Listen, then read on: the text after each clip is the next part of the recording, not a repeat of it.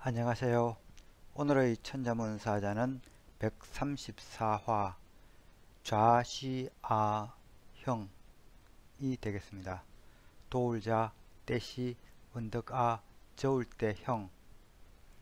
이 사자를 직역하면은 때를 도운 아형이 되겠습니다. 이 아형이라 함은 상나라 재상 이윤의 이름 혹은 이윤의 관직명이라는 설이 있습니다. 여기서는 반개 이윤과 대꾸를 이루니까 강태훈과 이윤 모두를 뜻하는 이 명재상이란 보통 명사로 이 아형이 쓰인 것입니다. 따라서 이 사자를 풀이하면은 강상과 이윤이 이 한 시대를 도왔으니 아형으로 불리운다가 되겠습니다. 그러면 이 아형은 관직명이라는데 이 한자 뜻풀이를 해볼까요? 이 아는 여기 언덕이 아니고 의지하다는 뜻으로 쓰였고 형은 공평하다는 뜻이니 백성들이 이 의지할 수 있는 이 공평한 사람이란 그런 뜻이 되겠습니다. 그럼 이윤에 대해서도 잠깐 말씀드리도록 하겠습니다. 물론 성은 이시가 되겠고 본 이름은 지입니다. 그러므로 본명은 이지가 되겠습니다. 그렇지만 관직명인 윤을 넣어 이윤으로 주로 불리우고 있습니다. 이 은나라 왕 이 탕이 이윤을 만난 설은 다양합니다. 은나라는 보통 상나라로 불리기도 하죠. 설에 따르면은 이윤은 신야에 있는 이 유신씨라는 집안의 종이었는데 유신씨 딸이 탕왕과 결혼하게 되고 이 요리사로 이윤이 이 탕왕의 딸을 따라갑니다. 그래서 이 탕임금의 요리사가 되면서 인연을 맺게 되겠습니다. 이후 이 탕왕이 이윤의 이 인물됨을 알아보고 재상으로 등용하니 이윤은 탕왕을 도와 하나를 멸망시키고 상나라를 중원의 패권국으로 성장시키게 됩니다. 여기서 상나라 재상 관명이 아형이 되겠습니다. 또 다른 설로는 이 명자의 만장장구 상편에 나와 있는 이야기인데요. 이유는 원래 이 유신이라는 그런 들판에서 농사를 지으며 요순의 도를 실천하는 이 도 닦는 농부였는데 탕왕이 이윤의 소문을 듣고 그를 등용하고자 여러 번 사신을 보내게 됩니다. 하지만 이윤은 두 번이나 고사했으나 세 번째는 마음을 고쳐먹고 탕임금을 요순과 같은 군주가 되도록 하면은 모두가 요순의 백성이 되는 것이라 생각했다고 합니다. 결국 이윤은 탕임금을 도와 하나라의 폭군이었던 근왕을 물리치고 탕임금이 만인을 위한 왕도 정치를 펼치게 도와주었습니다. 그리고 이 앞선 이 요리사 또는 이 세 번씩이나 그 탕임금이 불렀다는 그 이야기가 짬뽕된 섞인 이야기가 있기도 합니다. 이 자시아형과 비슷한 구절은 이미 그 시경의 장발이라는 그런 그 식구에 나오기도 합니다. 장발이라 하면 큰 어른이 나타나다 는 그런 뜻인데요. 이는 상나라 탕왕과 이윤을 칭송한 글귀가 되겠습니다. 그 장발의 마지막 문구가 이렇습니다. 실유아형 실좌우상왕이라고 적혀 있습니다. 이 유는 이 실을 강조한 것으로 보이며 이 다음 실은 이 행하다, 수행하다 그런 의미가 되겠습니다. 그래서 이 문구는 이 실로 아형이 있어서 이 상황을 좌우에서 보좌했다 그런 뜻입니다. 이 보좌한 사람은 물론 이윤이 되겠죠. 이 고대에는 입으로 먹는 음식과 약이 따로 구분은 되지 않았습니다. 그래서 이 요리사 출신이었던 이윤은 중국에서 탕약을 붙이는 이 조상으로 받들어지기도 하고 요리사로서도 주방의 성자로 추앙받고 있습니다. 오늘날 중국에서는 이게 이윤의 초상이죠. 그리고 이 옆에는 신야궁경이라고 되어 있네요.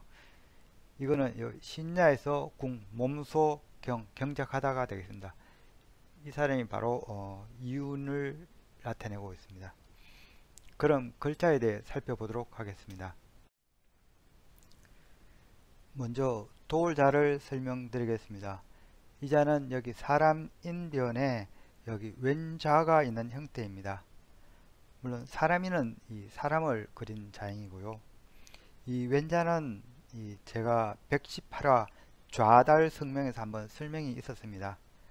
이 왼자의 이 각골자는 이 왼손을 의미합니다. 그런데 이제는 뭐 왼쪽이라는 그런 을 의미하는 그런 자형이 되겠습니다. 또 이 왼자는 또 다른 뜻으로는 이 보좌하다 그런 의미가 있습니다. 이 건문을 보면은 이 왼손을 분명히 나타내고자 여기 장인공과 입구자가 들어간 형태 두 가지가 존재합니다. 왼손은 보통 보조하다, 곁에 또는 낮은 자리 등을 의미합니다. 따라서 이 왼손과 모루로 이루어진 이 왼자는 왼손으로 이 당금질 하는 걸 보조한다 그런 의미입니다. 보통 이 오른손으로 이렇게 망치를 잡고 왼손으로 이 집게로 이렇게 모루 위에 올려 놓겠습니다. 따라서 이 모루 위에 올려진 손은 왼손, 즉 보좌하는 손이다 그런 의미가 되겠습니다. 또 다른 형태는 여기 입구자가 들어가 있는데 입구자는 보통 그 오른손 우에 보통 입구자가 들어가죠. 그때 오른손 우에서 입구자는 이 밥을 먹는 손이 오른손이다 그런 뜻이지만은 여기에서 이 입구자 의미는 말을 한다 그런 뜻입니다. 이 입으로 말을 하지만은 이 손은 그 말의 보조 수단으로 쓰인다 그런 걸 의미하고 있습니다. 그래서 이 입구자는 이 말씀은이라는 의미에서 이 어떤 건문에서는 입구자가 아니고 여기 말씀은이 들어가 있기도 합니다. 결국 이 왼손이 이 말을 보조한다, 즉 손놀림으로 보조한다 그런 의미가 되겠습니다. 그래서 이 왼자는 오늘날 그 의미가 왼손이란 그런 뜻도 있지만 주로 왼쪽이라는 의미가 있고 보조의 개념이 있습니다. 또 왼쪽은 또 오른손이 올바른 것이라면 왼손은 잘못된 것,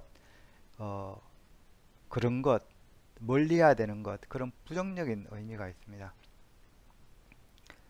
그래서 이 도울자는 보면은 소전에 늦게 만들어진 자형입니다. 이 자는 이 왼자가 보좌하다는 의미인데 여기 사람이 있으니까 결국은 보좌하는 사람을 의미하고 있습니다. 그리고 이 보좌하는 사람이라는 뜻에서 돕다, 보좌하다 그런 왼자가 원래 가졌던 그런 뜻까지 가지게 됩니다.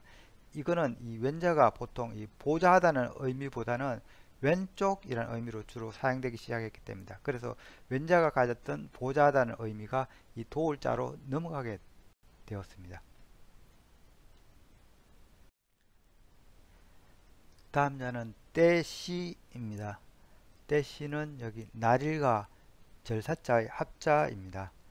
물론 여기 날일은 해를 그린 상형문자고 또는 이 해가 떠 있는 낮 시간 또는 해가 매일 뜨고 진다 해서 이 매일이라는 의미가 있고 또는 이 하루라는 그런 해가 떠서 지는 하루라는 그런 개념이 있는 것이 이 날일자가 되겠습니다. 이 절사자는 원래 높은 사람을 모시는 모습을 나타낸 자형이었습니다. 이 건문 자형을 보면은 이 발지자 아래 이 손을 의미하는 또자가 있습니다. 이는 높은 사람의 발 아래 이 손으로 떠받드는 모습이 되겠습니다. 그리고 이 소전으로 와서는 높은 일을 떠받드는 이 예법을 의미하게 되면서 법도 규칙을 의미하는 이 또자가 여기 마디촌으로 바뀌게 됩니다. 그리고 이 발지자도 여기 발지자도 이 흑도자로 이렇게 변형이 되는데 이거는 이 높은 일을 떠받드는 행동에서 높은 일을 떠받드는 장소라는 그런 의미로 이 자형이 변화되었기 때문에 이 발지자가 여기 흑도자로 바뀌게 됩니다. 그래서 이 자는 이 높은 사람이 있는 장소를 의미하게 되면서 관청을 의미하게 되어서 이 관청시로 불리게 됩니다. 그리고 불교가 전파되고 나서는 결국은 이 높은 사람이 부처님을 의미하게 되어 부처님이 계시는 절을 의미하게 됩니다. 그래서 오늘날에는 절사로 더 많이 사용되고 있습니다. 그래서 오늘날 이 떼시는 이 날일과 절사의 합자처럼 이렇게 그려지고 있지만은 실은 이 절사자보다 이 떼시자가 훨씬 오래된 자형입니다. 각골자를 보면은 여기 해가 지나가는 것을 의미하는 자형이었습니다. 즉 시간을 나타내는 자형이라 하겠습니다. 그래서 이 해가 간다는 뜻에서 발시자가 그려져 있습니다. 이 건문을 봐도 대소동의합니다. 여기 해가 있고 여기 발지자가 있는 형태가 되겠습니다. 그런데 이 해가 규칙적으로 움직인다는 의미에서 이 규칙을 뜻하는 이 마디촌이 이제 덧붙여지게 된 것이죠. 이 마디촌이 덧붙여지게 되면서 요 자형은 이 흑토가 아니고 발지자죠. 그런데 요게 이제 절사자로 나중에 최종 변형이 되게 됩니다.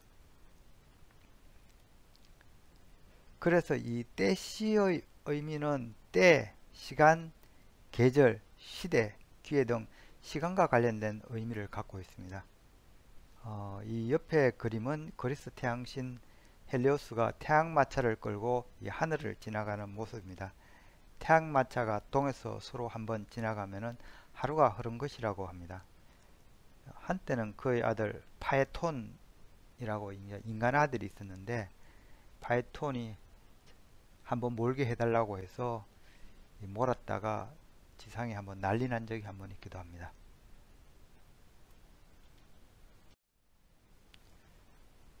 다음 자는 언덕아입니다. 언덕아는 여기 언덕부와 오를가의 합자로 되어 있습니다. 이 언덕부는 가파른 언덕을 올라가기 쉽게 경사면에 호물판, 발판 형태에서 출발한 자형이라고 제가 말씀드린 바 있습니다.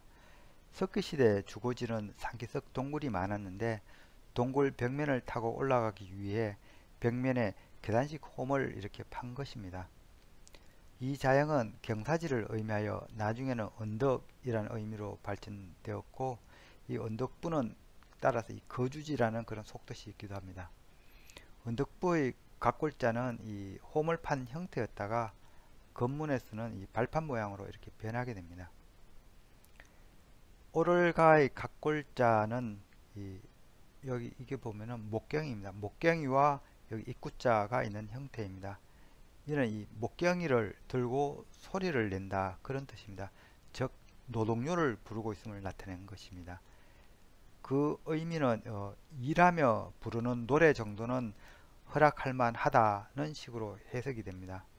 그래서 오늘날 그 뜻이 노래 부르는 것은 당연하다, 옳다, 들어줄 만하다, 허락하다 그런 의미가 있고 노래 정도, 뭐뭐쯤의 의미로 사용되고 있는 것이 오를가가 되겠습니다. 이 오를가의 노래란 그런 뜻은 오늘날은 이제 사라졌지만 대신에 여기 보면 노래가에 이 오를가가 포함되어서 이 노래라는 의미가 전해지고 있습니다. 이 노래가의 이 소전 형태를 보면은 두 개의 오를가에 하품흠이 있는 형태입니다. 즉 하품흠이 있으니 입을 크게 벌려 이 노래가가 두 개가 있으니 함께 노래한다 그런 의미가 되겠습니다. 그래서 이 자가 노래가로 오늘날 쓰이고 있습니다. 한편 이 오를가는 이 농기구가 아니고 요게 목경이가 아니고 도끼를 들고 괌을 친다는 의미로 해석해서 이거는 오랑캐의 우두머리로 해석하기도 합니다. 이때는 이제 오를가가 아니고 이 오랑캐 우두머리 극으로 불립니다. 그러면은 이 언덕아는 이 건문에서 보면은 이 경사지를 뜻하는 언덕부와 이 괭이지를 뜻하는 오를가의 합자로 되어 있습니다. 즉 이거는 이 계단을 의미한다 그랬죠. 결국은 이 괭이지를 해서 이 계단을 판다 그렇게 해석할 수가 있겠습니다. 경사지를 이 홈을 파는 것입니다. 이자 역시 오늘날 이 언덕, 이 고개, 구릉을 의미하고 있으며 다르게는 이 기슭, 물가처럼 이 어떤 경사진 곳을 의미하고 특히 가옥에 있어서 이 처마 같이 이렇게 경사진 처마 또는 이 석가래가 이렇게 경사지게 이렇게 걸치게 되는데 이 걸치게 되는 이 상하 가로대 즉 여기 위에 마룻대와 아래 도리를 의미하기도 하는 것이 이 언덕아가 되겠습니다. 그리고 경사지게 이 걸친다는 그런 의미는 동사적으로는 의지하다, 두둔하다 그런 뜻으로도 발전되었으며 이 본사자 이 자시아형에서는 의지하다 그런 뜻으로 사용된다고 하겠습니다. 오늘의 마지막 자는 이 저울 때 형이 되겠습니다. 이 자는 여기 사거리를 뜻하는 이 단일행 사이에 뿔각자가 있고 성인을 뜻하는 큰 대자가 있습니다. 먼저 이 뿔각자를 살펴보면은 이 각골자는 이 뾰족한 짐승의 뿔을 그린 상형 문자라는 것을 단박에 알 수 있습니다. 그러나 이 뿔은 뭐 사슴이나 술렁처럼 웅장한 그런 뿔은 아니고 이 작지만 단단한 소의 뿔 형태입니다.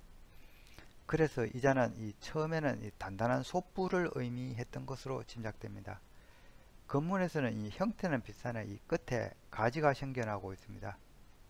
아마 이 자가 이제 뿔을 대표하는 자형이 되면서 이 가지가 있는 사슴 뿔도 의미하려고 한 것인지도 모르겠습니다. 이와 같이 이렇게 가지가 생기게 된 경향은 소전에서 더욱더 뚜렷해졌습니다. 사실 이 소뿔은 어떤 장식용은 아니죠. 소뿔은 이 소가 자기 자신을 보호하고 이 싸움을 하는 이 강력한 무기 역할을 했습니다. 그리고 이 커다란 이 물소뿔은 또 뿔피리를 이렇게 또 만들기도 했고 또 각 장신구의 재료가 되게 됐습니다. 보통 그래서 우리가 뿔각 그러면 이 날카로운 부위를 생각해서 이 모난 형태, 각진 형태, 모퉁이 등 이 날카롭다는 그런 의미가 있고 또 뿔로 만든 이 술잔 또는 이 뿔로 만든 피리, 뿔피리 그런 의미가 있고 또 그러다 보니까 뿔피리하고 소리가 비슷한 새가 있습니다. 그 꽁인데요. 그래 꽁이라는 그런 의미가 있습니다. 뜻밖에도 이 소리가 이 뿔피리랑 소리가 비슷해서 그리고 이 각은 또 이게 소가 이게 겨룰 때 이 뿔로 겨루지 않습니까? 그래서 이 각 그러면은 겨루다, 경쟁하다 그런 투쟁의 의미도 있고 또 이 건문 형태를 보면 이게 상투를 닮았죠. 그래서 상투의 의미도 있습니다. 소뿔은 이 내부가 비었기 때문에 이 고대에는 주로 이 술잔으로 많이 사용되었습니다. 그래서 술잔을 나타내는 자형에는 이 뿔각자가 들어가 있는 경우가 있습니다. 이게 술잔, 고고, 요게 잔상이 여기 뿔각자가 이게 부수글로 들어가 있습니다.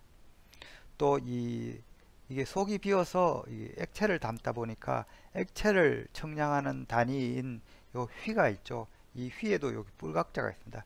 휘는 한 말과 똑같습니다. 18리터입니다. 그래서 이 형의 이 건문 형태는 보면은 이 사거리가 있죠. 사거리에 큰 대자의 사람이 이렇게 걸어가고 있고 그 이 머리 부위에 이 단단한 소뿔이 있는 형태입니다. 이는 이 사람이 상당히 투쟁적으로 걸어가고 있는 걸 나타내죠. 그러니까 이 사람이 위세를 떨치며 걸어가고 있는 걸 나타내는 것입니다.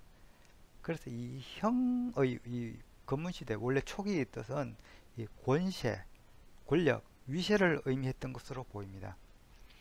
그런데 이 소전 형태를 보면은 이 모양이 이 고대에 사용하던 이 천칭을 닮아 있습니다.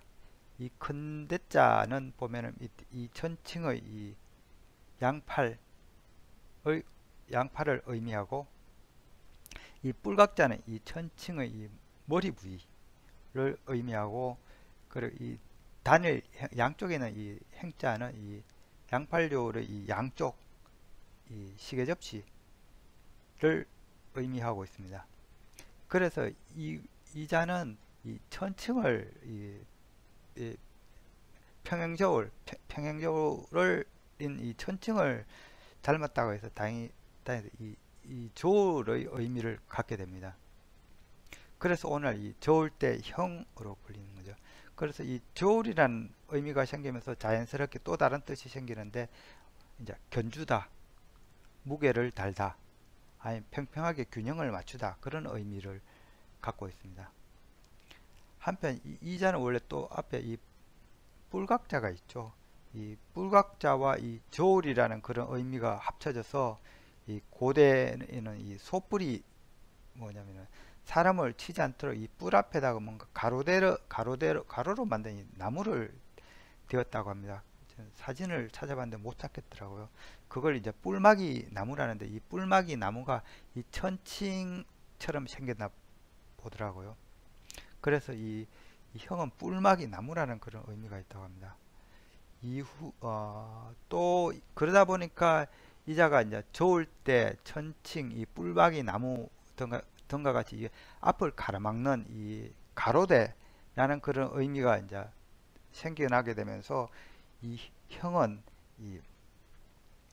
주로 이 가로막는 걸 의미하는 이 여러 가지 장식대들, 수레의 가로장 아니면 지붕의 이렇게 도리 아니면 우리가 하는 난간 등의 의미가 생겨나게 됩니다. 그리고 옛날에는 이 가로대가로 이 형이 의미가 갖게 되면서 이 가로를 뜻하는 이 가로횡이죠. 이 가로횡하고 이 행자하고 이자하고 거의 구분 없이 사용되었다고 합니다. 그래서 이 형은 가로횡으로도 불리우기도 합니다. 그리고 요 중앙에 이 뿔각자와 이 큰 대자로 된 요 형태가 있죠. 요 형태가 뭐하고 또 닮았냐면은 이 물고기의 이 소전자형과 요 중앙에 있는 요자가 닮았습니다. 그래서 요자와 요자가 서로 비슷하다고 해서 물고기어를 이렇게 쓰지도 않고 이렇게 뿔각자와 큰 대자로 물고기어를 쓰기도 합니다. 이렇듯 원래 이 형자는 원래는 이 권세 아니면 위세를 의미해서나 이제는 이 저울, 가로대라는 의미로 더 많이 사용되고 있습니다. 물론 권세라는 의미가 아예 없는 건 아니고요.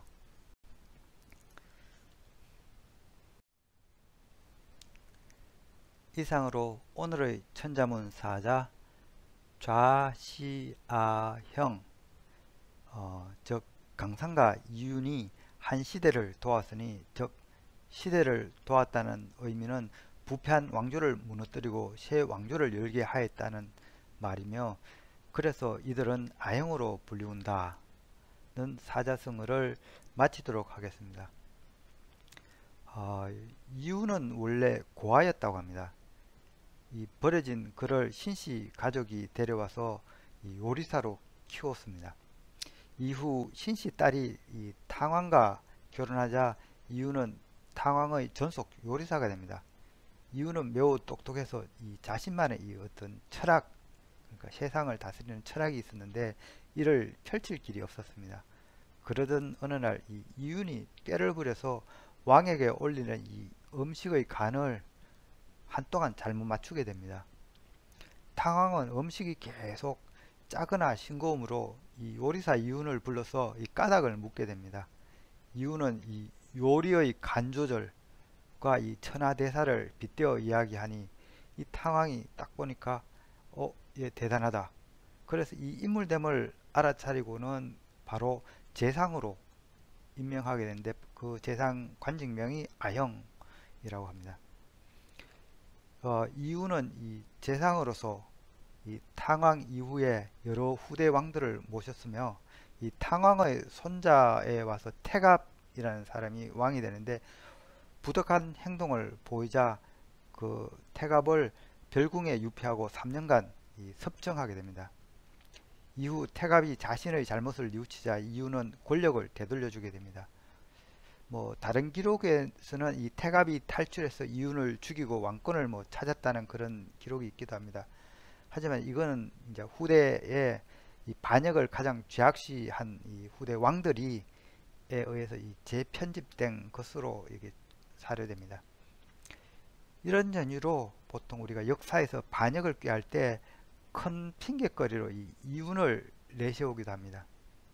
수양대군이 단종을 쫓아낼 때도 이윤을 핑계대었다고 합니다. 시청해 주셔서 감사합니다.